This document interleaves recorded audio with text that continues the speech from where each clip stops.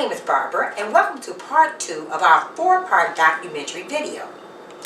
In part 1, you saw for yourself that the Oakland County Judge, Michael Warren, cited Michigan First Credit Union for its serial violations of the rules of professional conduct and violations of the Michigan court rules. Therefore, dismissing Michigan First Credit Union's defamation claim against Barbara Smith under MCR 2.116 parentheses C parentheses 6 and involuntarily dismissing it under MCR 2.504 parentheses B parentheses 1. Contrary to Wayne County's Judge Amy P. Hathaway's intentional lie in her May 17, 2010 written court order. Now, please take a look at 2 more courtroom videos wherein Judge Warren was very meticulous in 2 days of evidentiary hearings before rendering his February the 5th, 2010 court order and opinion dismissing Michigan First Credit Union's defamation claim against Barbara Smith, as you had an opportunity to view in our documentary part 1. And second, what is most significant is that in these 2 videos, you will see that both of Michigan First Credit Union's attorneys, Charles Holtzman and attorney Patricia Corkery, made concessions on the record and in their pleadings, admitting that they were wrong and that they should not have brought their claim over to the Oakland Circuit Court regarding Barbara Smith's exact same $40,000 claim that was brought to bear in the Wayne County Circuit Court before theirs. And third, those attorneys pled no objections on the record to Judge Warren's February the 5th, 2010 court order. So as you view the following videos, be patient, because the testimony will expose the conspiracy and the conspirators that part 3 of our documentary video will discuss. Thank you. Please call the first case. Your Honor, calling for motion hearing, docket number 1, case number 2007-08-2217-CZ, Michigan First Credit Union v. Smith. Good morning, Your Honor. Good morning. Please state your appearances for the record. Good morning, Your Honor. My name is Charles Holtzman, and I'm representing Michigan First. Good morning, Your Honor. Barbara Smith on behalf of Barbara Smith, Your Honor. Good morning. Please proceed. My motion, Your Honor, my motion here today is to show cause the plaintiffs because of the fact that they intentionally deceived this court by filing a complaint for defamation, and then they added the case that the issues that I have over in Third Circuit Court regarding my $40,000 being embezzled from my account. Can you show me in the complaint where the $40,000 issue is? Yes, Your Honor. Can you just tell me what, I have it here electronically, so if you can just tell me what count deals with the $40,000 issue as opposed to the defamation issue. Okay, well, you know I went to the Court of Appeals. I had to go to the Court of Appeals on this issue, and we've been transferred here. But on their page 2 in their verified complaint, particularly paragraph number 10, they, after stating the issues that were in 36th District Court in paragraph 8, paragraph 10 says Defendant Smith did not file the counter complaint, but simply raised these issues in the proceedings in the district court, and the district court entertainment of these claims were improper. However, my counter complaint over there that I attached as my Exhibit B was filed on May the 22nd, 2006. And my amended complaint was filed on February the 8th, 2007. And there, it clearly states my issue of $40,000 that I'm suing them for. And also, in their motion in limine and throughout the... I'm sorry. I just want to make sure I cover this right. Okay. Paragraph 10, they refer to I think what you just said is that they were wrong, that paragraph 10 is wrong because you did file a counter complaint at the time in the 36th District Court case, at the time the complaint in my case was filed. Is that right? Prior to. That's Right. actually a year before that. Okay. And then again, it was amended February 07. They came here in April 07. And Okay. And then my next question is there anything else in the complaint that raises what you think should be in the 36th District Court as opposed yes, to... Your Honor. Okay, where else? Then we go over to page 3 of their verified complaint, and when they mention the $40,000 that was stolen, it says on February 16, 2007, defendant appeared at the main branch of Michigan First Credit Union with picket signs and began passing out documents to the members entering the credit union, which alludes to the credit union having stole $40,000 from the defendant, Barbara Smith, by virtue of double bookkeeping. A copy of the document distributed by the defendant is attached to Exhibit E. And then they go on throughout their whole complaint. That was under their general allegations. Then under count 2 for slander per se.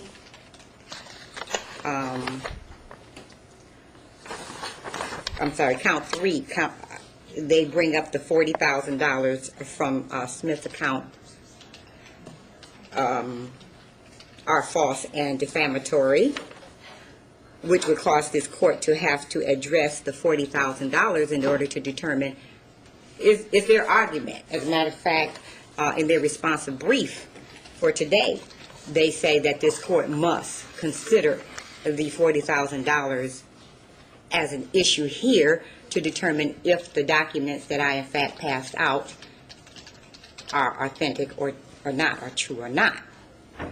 So, and then Okay, all right, okay. You say, can you show me where that is? Yes, Your Honor. In their response for today. Yes. I attached it here. Okay.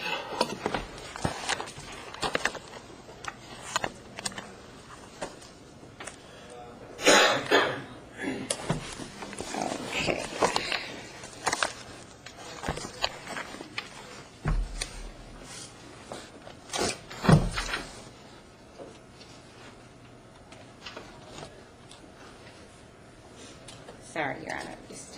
I'm looking at their page 4, first full paragraph. Second sentence says, Michigan First does not dispute that the issue relating to Ms. Smith's account and whether or not the account held $40,000 RIF funds were converted from that account needs to be determined in the Wayne Circuit matter. Because that issue is also a matter to resolve in Oakland County Circuit in order to establish defamation, the Wayne Circuit matter has been stayed pending outcome in this court.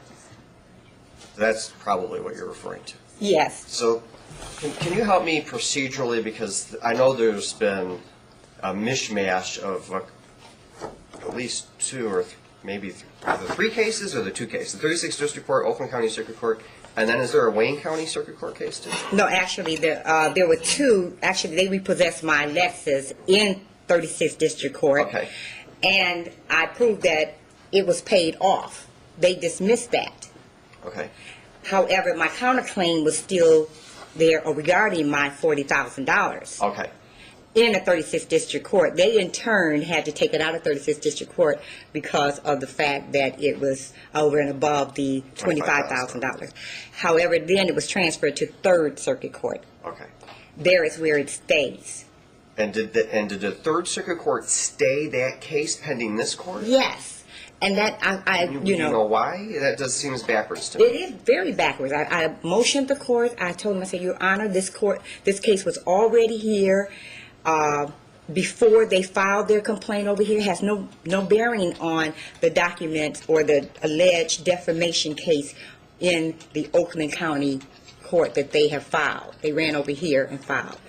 And he said, well, that was prior to my appeal. He said, well, when the appeal comes back, we'll see. Well, being improper, I'm sure he assumed I couldn't prevail on my appeal, which I did. Then I just motioned them, the courts, to release the stay. Okay. And he didn't do it. He won't do it until... So you motioned to release the stay before today, after the appeal came back, and he's denied your motion? Yes, saying still it's up to this court to determine if the $40,000 was taken from my account or not. And I clearly tell him this is only a defamation case regarding these documents that I passed out that actually came from Michigan First, that only demonstrates what I say it demonstrates. There's two booking systems here. One says that I had $54,000, and the other one says the truth, I had $94,000. I can prove that in my trial, which I'm trying to have over there. I had over $140,000 at that time. I'm sorry. I don't want to deviate too much. Yeah, I'm just trying to okay. figure out the procedure. Just give me 1 sec.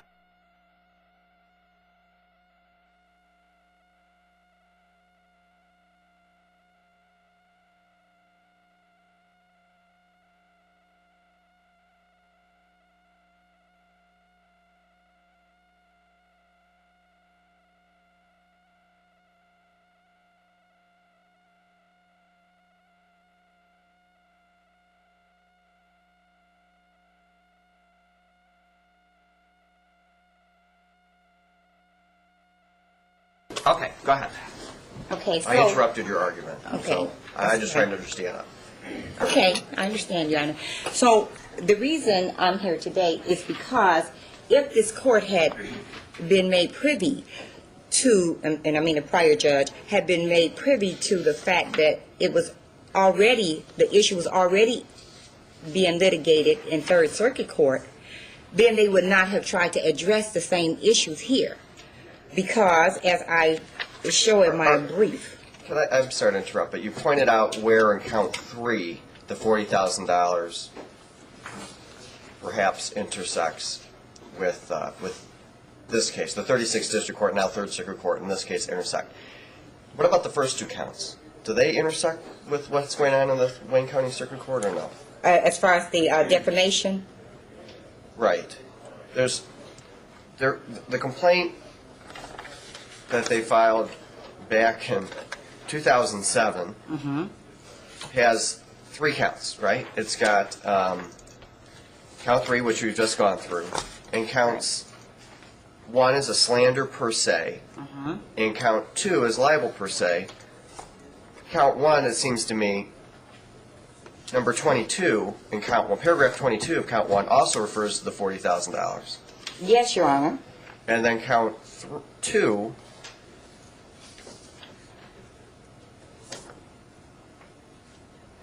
number 27 says defendants disseminated false and malicious information to third parties regarding the credit union was casting aspersion upon the credit union honesty, method of doing business, and general business character. That's all about the $40,000 as well, isn't it? Absolutely, Your Honor.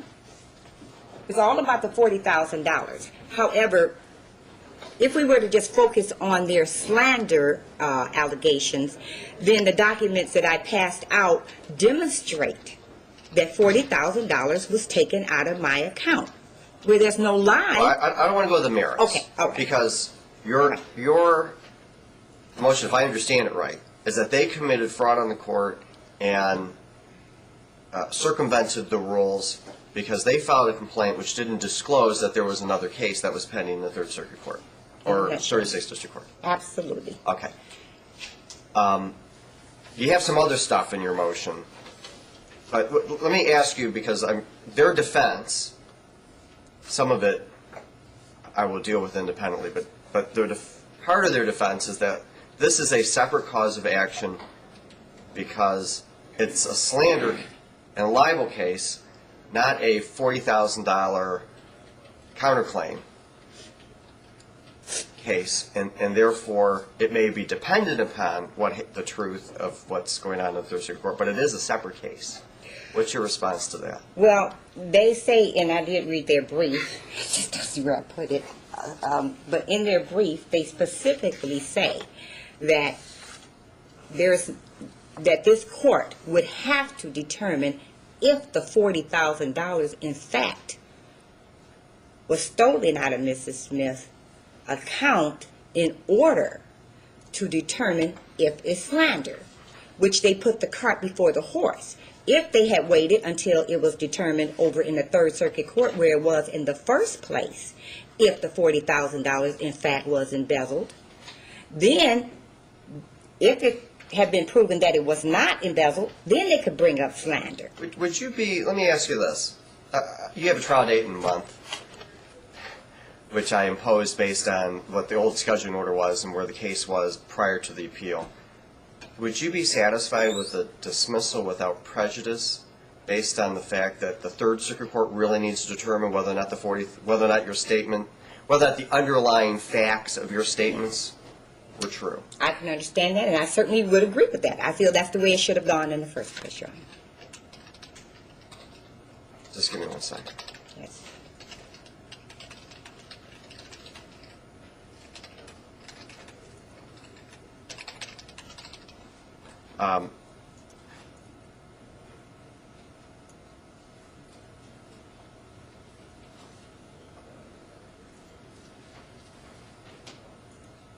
I just want to make sure that, right, because your brief has a lot of different issues in it. The core of your argument is that the caption on the lack of a caption on the complaint was false and therefore warrants dismissal of this case. If there's anything, is that right? That's it. You know, based on the fact that even in their statement, they denied that there was a case over there. They knew it was. We argued it extensively before we even got to the Third Circuit Court. Okay. Give me 1 moment.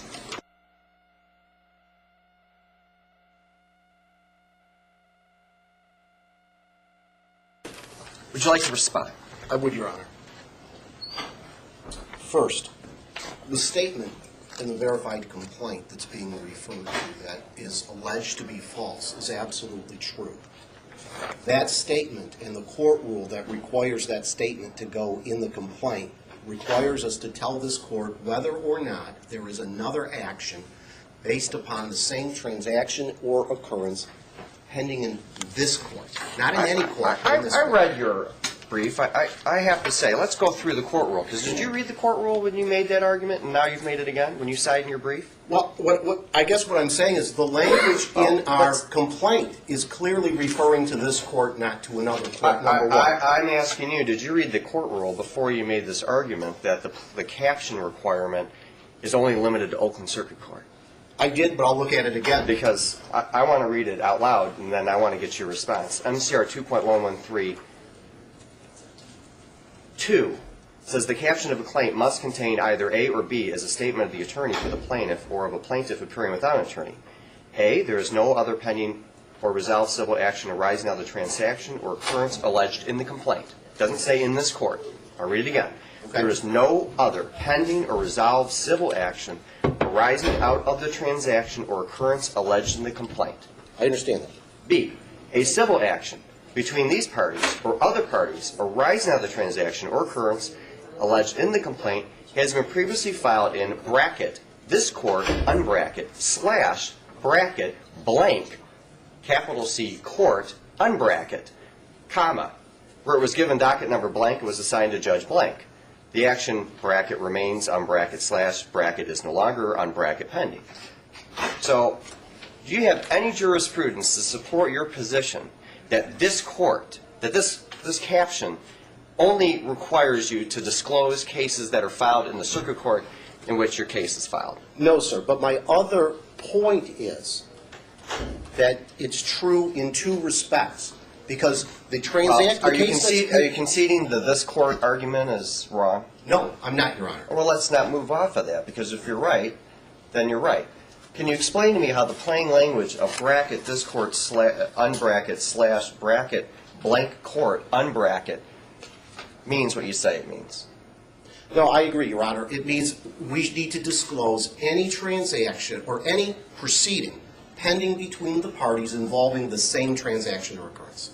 That's how I understand that to read. Okay, but your brief doesn't say that. Your brief goes on about this court. Well, I understand, but twofold, Your Honor. In terms of... So are you conceding that that argument was wrong? You didn't 2 sentences ago. Now you are, I think. I want the record to be clear. Your argument, and you spent a lot of time on it in your brief, which I find very interesting. You have, that's your first argument, just like it was in your oral presentation. You argue, first, the statement on the Michigan's verified complaint relating to whether or not there was another civil action pending this court was true at the time the verified complaint was filed continues. This statement, required by MCR 2.1132, alerted this court there was no other matter pending in Oakland Circuit that may require assignment to a certain judge or consolidation of the pending matter.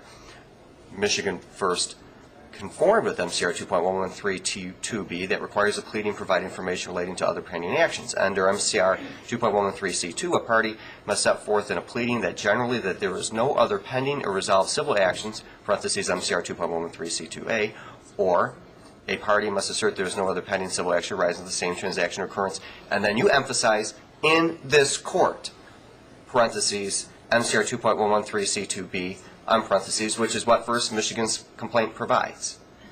And then you say there was no, I skip a sentence and you say there was no fraud upon the court asserting there were no other pending actions in Oakland Circuit Court between the parties. You have that first paragraph on page 3. Are you conceding that that's wrong? It's wrong to the extent that our position should have been in any court. Okay. That it should not have been limited just to Oakland Circuit. All right. Okay? But the other point is, the case that's pending in Wayne County Circuit Court does not arise out of the same transaction and occurrence, and it's a totally separate case, so that even had we not limited it to just to this court, it would not have arisen out of the same transaction or occurrence, and therefore it is our position that it would not have been required to be included in that paragraph at the beginning of the complaint.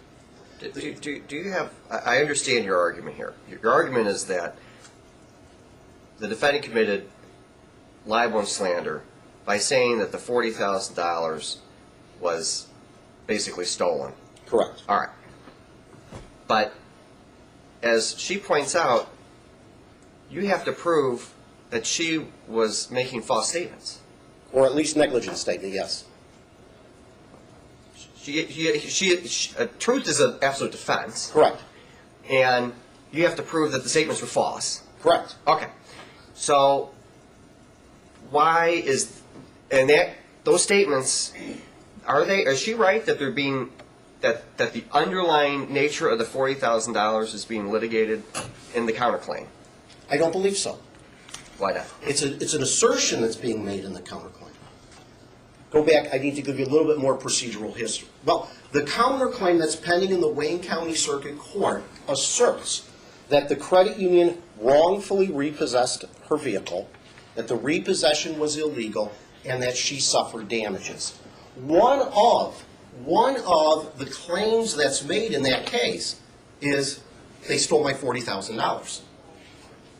The fact that she raises that claim as part of her factual support or legal support that the repossession of her car was illegal, the counterclaim deals with the repossession of the car. That's the transaction or occurrence in the counterclaim that, if it is true that it was done illegally, gives rise to whatever damages she may have. She wasn't standing out there saying the credit union illegally repossessed my car. She was standing out there saying the credit union stole my $40,000. There happens to be a similar fact and legal issue between the two cases in Wayne County and in Oakland County, but that particular fact or legal issue that remains similar does not mean that they both arise out of the same transaction and occurrence. It's our position that they're totally separate and distinct causes of action. Do you have her counter-complaint? Does anybody have? Honestly, the file is massive. I didn't bring the whole thing with Can I me. see it, please? Can you Yes, first? Your Honor. Should I bring her? Let's see, my counter complaint and my. Thank you. You're welcome.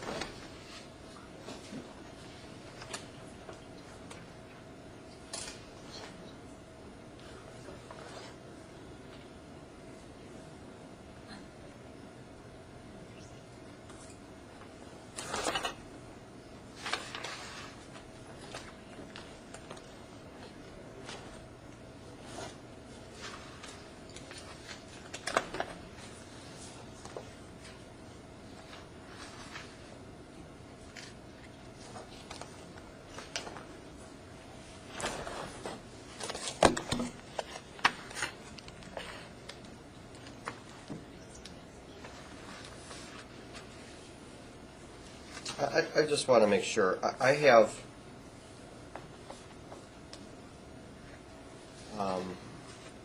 three documents. I have a counter-complaint, which is 5 paragraphs. I have an amended counter-complaint, which starts up at paragraph 6 and continues through paragraph 14. It's dated 2507. I don't know if that's when it was. It looks like it was accepted for filing by the appropriate court on February 8th. And then I have, that's a stamped document. Then I have defendant counterplaintiff's amendment and supplement to countercomplaint and amended countercomplaint, which doesn't have a date and doesn't have a stamp. What was that? Do you both agree that this is, that starts at paragraph 15 and ends at paragraph 21? Is this part of the fileable in the 36th District Court?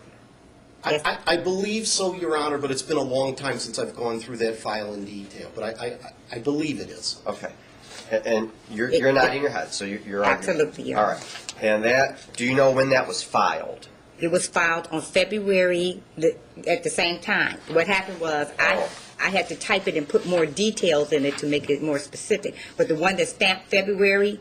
Yes. So that's all one. That's one big document. Right. The first one is made at 22nd. So the amended countercomplaint and the amendment supplement was all filed at the same time. Yes, sir. Okay. Assuming that is true, which I don't have any knowledge of why it would not be true.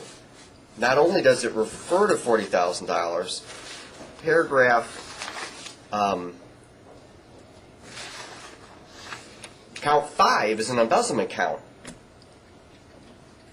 And it says the C defendant acquired possession lawfully of Ms. Smith's money by reason of its relationship as trusted banking agency for counterplaintiff, and the counter-defendant came into possession of Mrs. Smith's money by virtue of that relationship. There is intentional and fraudulent appropriation and conversion of counter-defendant of Ms. Smith's money that was in account number 4160, and that she asked for treble damages at the end of the amendment. How does that not deal with the $40,000 directly? Well, what makes it different is the fact that, Your Honor, she went out in public and publicized to people that the credit union stole her $40,000. Not that she alleges in a court that the credit union stole her $40,000, but that she... You got some shifting sands here. First you told me it's this court. Then you concede it's not. Then you just argued that the $40,000 was not in the amended complaint, or the counterclaim. Now it is. No. I didn't say it wasn't in the counterclaim. You said it was a factual basis, but it was all about... You want me to rewind the tape? Because you said it was all about the repossession of the car. Well, and it didn't involve a claim of the damages of $40,000. Those are the words that came out of your mouth, not more than 5 to 10 minutes ago. So I'm a little suspicious now of what you have to say. But go ahead, finish your argument. Your Honor, as I have said, it's been a long time since I've looked at that counterclaim. It's my recollection that part of the basis... Did you file your response not knowing what was in the counterclaim? No, sir. Based upon my recollection of what the allegations in the countercomplaint were, that part of the allegation that she raises about why our repossession is wrongful was because she claimed we embezzled her $40,000. My question now is, it's clear that the countercomplaint refers to $40,000 and says the bank embezzled it, or the Michigan First Credit Union, embezzled it. Correct. So how does the slander, tell me why now, based on all that, how this case, which is about the truth of that allegation, does not arise from that allegation?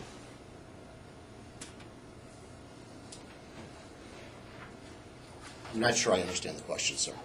Well, the caption says, there is no other pending or resolved civil action arising out of the transaction or occurrence alleged in the complaint. Because the Wayne County Circuit Court action involved the repossession of the vehicle.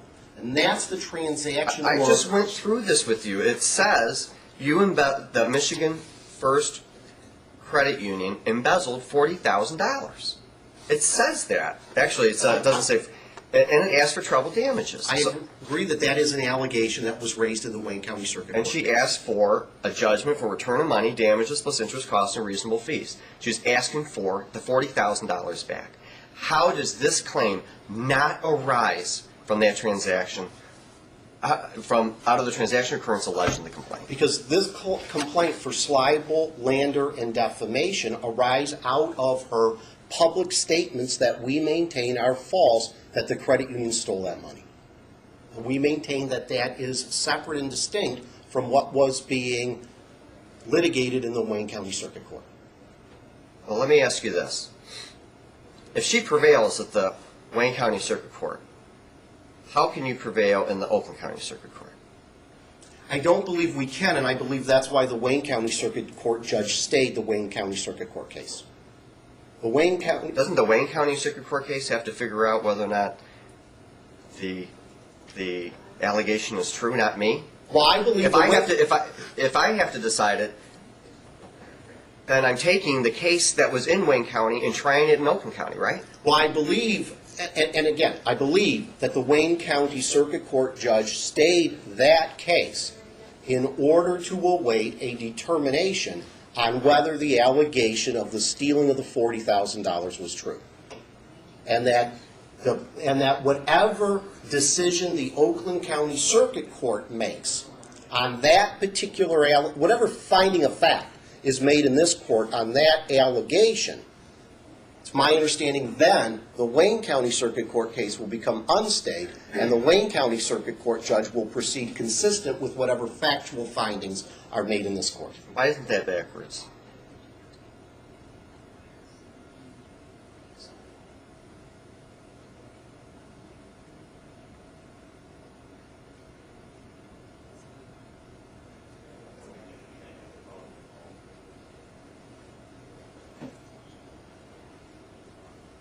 I believe, but again, it's my speculation, I believe that the Wayne County Circuit Court judge...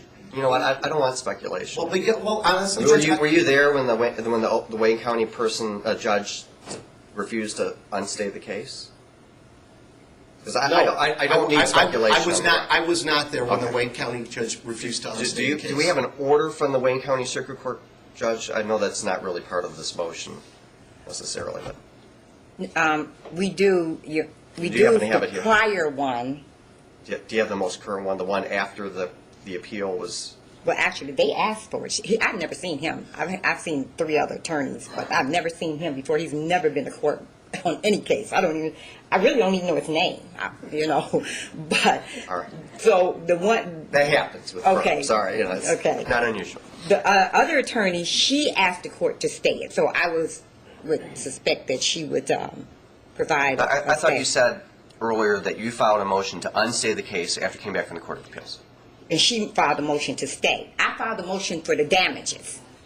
I'm sorry, I filed a motion on the same day for the damages. She filed a motion before the Wayne County Circuit Court. I thought you said that you moved to unstay it. She moved to stay it. She moved to stay it despite my damages. I was saying, Your Honor, well, this case on my car has already been resolved. You know, they dismissed that. He, on the other hand, stayed. He said, well, the case is going to stay. He never gave me another order. We're just going to leave it until. Why don't I dismiss this case without prejudice pending the resolution of the Wayne County case? Because the allegations are... Why shouldn't I do that? I believe, Judge, in order for you to dismiss it, you need to make a finding that this court lacked jurisdiction in order to hear that particular claim. And if that's the position that the court has taken, that issue was an issue that was raised in the Court of Appeals. And the Court of Appeals had already ruled that this court does have subject matter jurisdiction to hear the claim. Well, the court said that it wasn't briefed appropriately in the Court of Appeals. And that the objection to this court's jurisdiction had been waived. No, it Up in the Court of Appeals, That's not here. I think. I mean, can you read me the language of the Court of Appeals opinion? No, it didn't. It never said that, Your Honor. It just said they're going to say it's moot because I didn't go into details about it. Well, there's a difference between a jurisdictional issue and a dismissal under 2.116C based on the fact that there's another case that's pending that relates to the same subject matter. And since I hadn't... Let me... I'll get back to you. Right. I mean, she cites 2.116. She cites that in her motion. I recognize she does, Your Honor. It's our position, though, that these claims do not rise out of the same transaction or occurrence, although they may have some common questions of fact. Now, if the court believes that they do arise out of the same transaction and occurrence, and if the court believes that Wayne County is the appropriate place for this issue to be determined, then I would suggest to the court that the appropriate remedy would not be a dismissal, but to transfer the case to Wayne County, so that the libel, slander, and defamation claims that are separate, that are raised in our complaint, could then be heard in the Wayne County case. What's your response to that? Well, they could have simply done a motion for, a counter complaint there, instead of bringing it all the way over here. And true, if it was determined that my $40,000 was not taken, then sure, it would raise that question: was it slander? Was it negligent? I want to get back to the responding counsel. It's my understanding that you argue before the Wayne County Circuit Court that the truth of the $40,000 needs to be litigated in the Oakland County Circuit Court, and therefore stay the Wayne County Circuit Court counterclaim. Is that right? I was not present at that hearing, Your Honor. I can't say that that's how it went. I believe that there was discussion in the Wayne County Circuit Court about how do we resolve the issue about whether or not the allegation that the $40,000 was taken was true. I can't tell you whether it was our suggestion that that case be stayed in Wayne County for determination here, or if the court in Wayne County made that suggestion. I can't tell you which way it went. But it's your position today that I should decide, I being my court, this case, should decide whether or not $40,000 was misappropriated. Correct. Whether or not, no, this court needs to decide whether or not her publication, her statement to the public when she was picketing, whether or not we stole her $40,000 was false. But you've already conceded that if she prevails in the Wayne County case, you cannot prevail in the Oakland County case.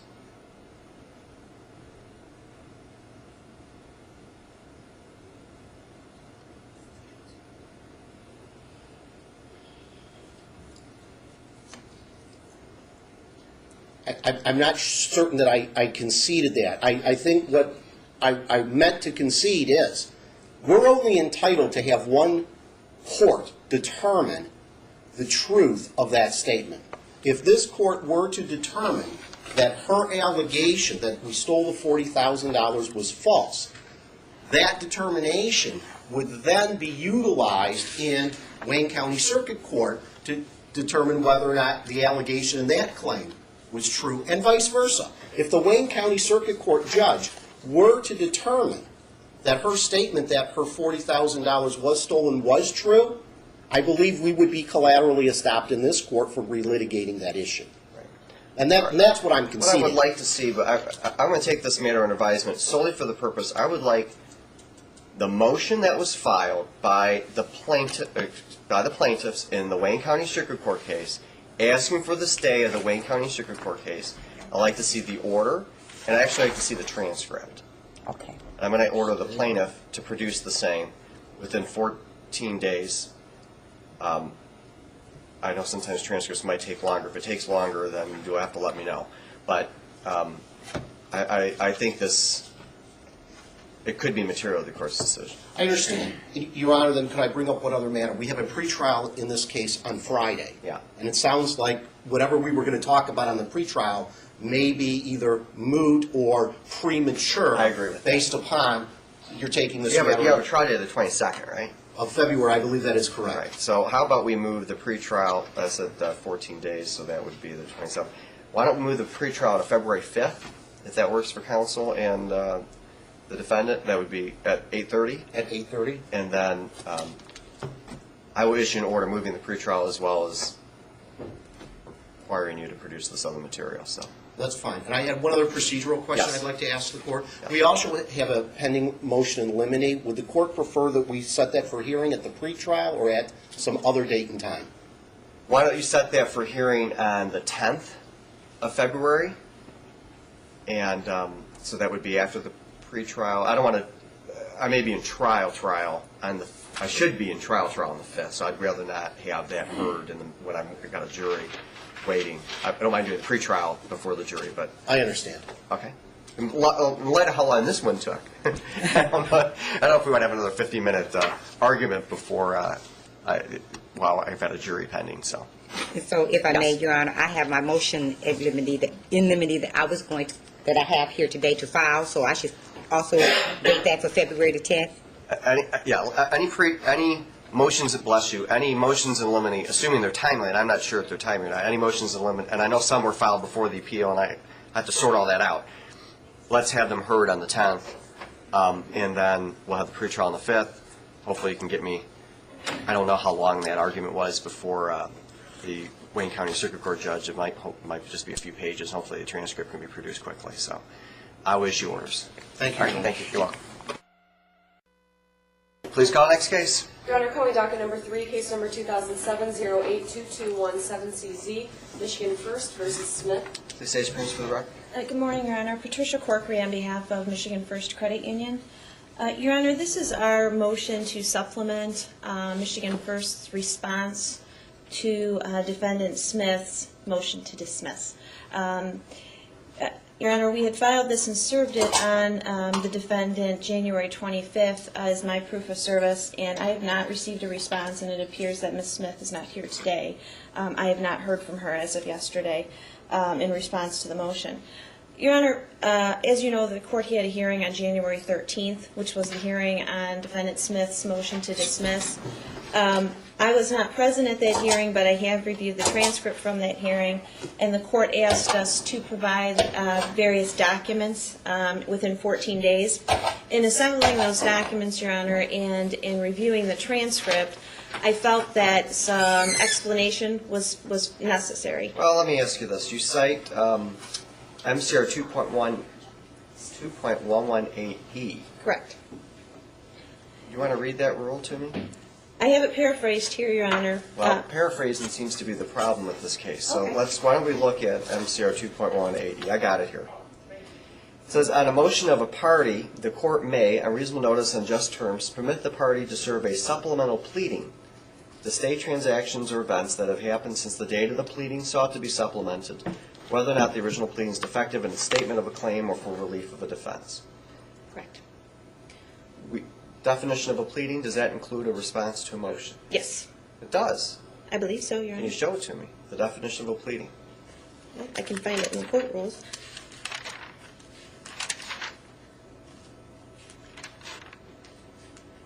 We wanted to file, I'm waiting patiently till you find the definition of pleading for me. Okay. Because you just told me on the record includes a response to motion. I believe it does, Your Honor. If I'm wrong, then maybe I'm not permitted to supplement the response. The purpose in doing so was to assist the court on I want to know what the purpose of it. I want you to, I'm looking at MCR 2.110. Okay. Pleadings, definition of pleading. The term, this is on page 24 of my copy of the court rules. The term pleading includes only 1, a complaint, 2, a cross-claim, 3, a counterclaim, 4, a third-party complaint, 5, an answer to a complaint, cross-claim, counterclaim, or third-party complaint, and 6, a reply to an answer. No other form of pleading is allowed. Okay, I see that, Your Honor. Okay. So, are you withdrawing your motion? No. I'm asking the So court what authority, other, now you've miscited 2.118E, and you just told me on the record it included a response. Now we've determined that's not true. What authority are you giving me? I know you have a rationale, which is that Okay. your other attorney wasn't prepared and didn't know what he was doing, apparently. But my question is, what court rule gives you the right to come in and ask for the supplement? Well, the court rule does not provide for that, Your Honor. The 2.118E does not provide for it.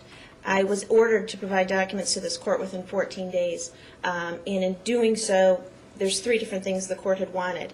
At the hearing on the 13th, there was allegations that there was a motion to stay filed in the Wayne County Circuit Court case. I'm not providing the court with a motion to stay because one does not exist. It was actually a motion for summary disposition. So I presented that to the court within the 14 days, but I just wanted to explain that to Your Honor so it was clear why you were getting a motion for summary and not a motion for stay.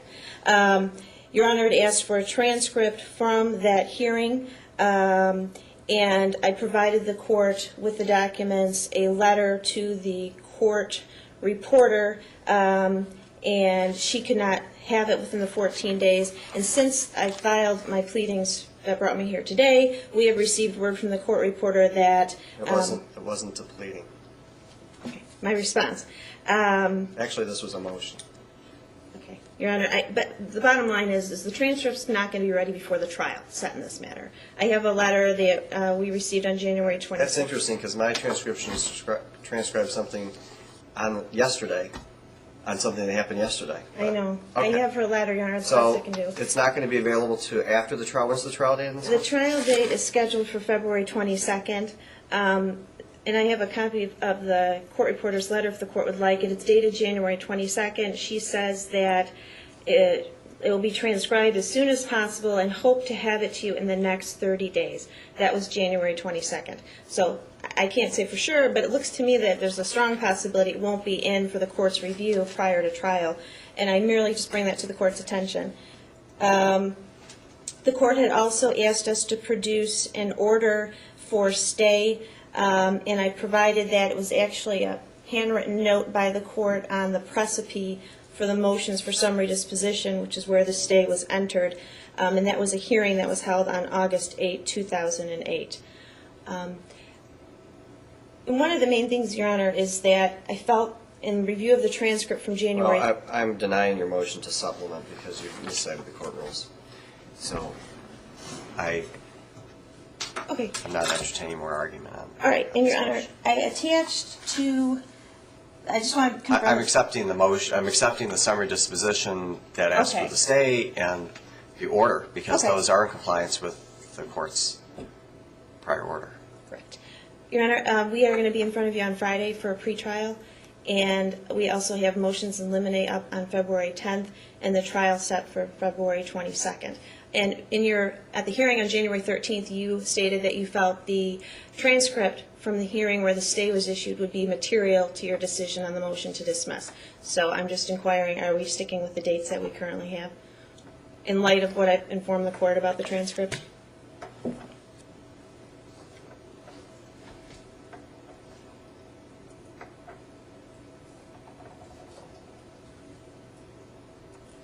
Give me a moment.